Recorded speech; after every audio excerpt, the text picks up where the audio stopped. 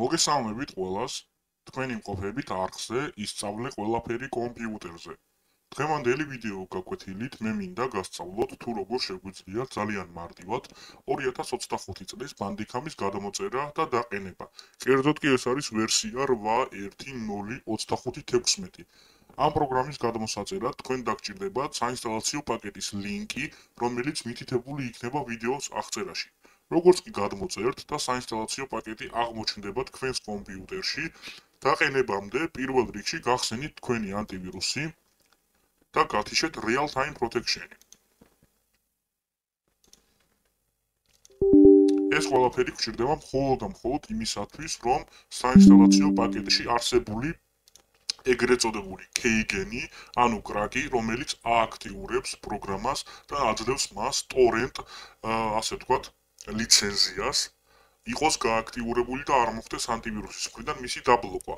ამის შემდგომ ამოაარქივეთ საინსტალაციო პაკეტში არსებული ყველა კომპონენტი.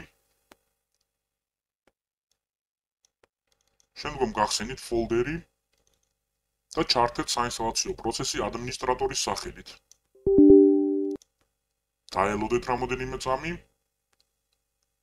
რათა მოხდეს საინსტალაციო პაკეტის ამოაარქივება და შემდგომ უკვე უშუალოდ დაყენების პროცესის დაწყება. აირჩიეთ თქვენთვის სასურველი ენა, რომელსაც კარგად ფლობთ.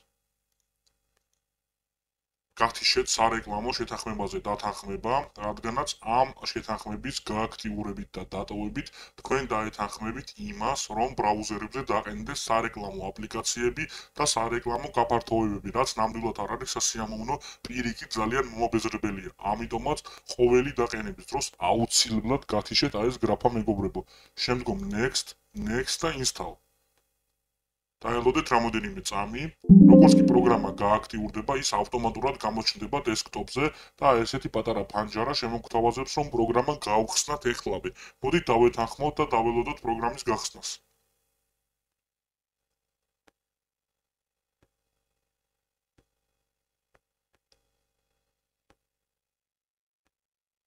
ესეც ასე, პროგრამა გაიხსნა, აქ დავეთანხმოთ.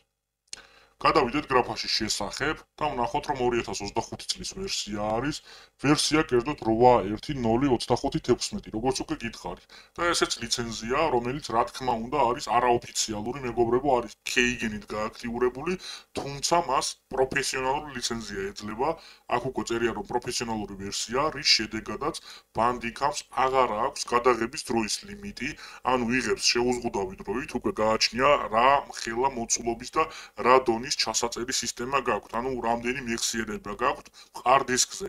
ამაზეა დამოკიდებული თუ რა ხანგრძლივობის ვიდეოს გადაიღებს და ასევე არ მოხდება არანაირ შემთხვევაში ჩაწერილ ვიდეოებზე ეგრეთ წოდებული watermark-ის დადება, რომელიც ხდება ხოლმე უფასო ვერსიების გამოყენების დროს და ვიდეოს ედება ძალიან დიდი წარწერა bandicam.com.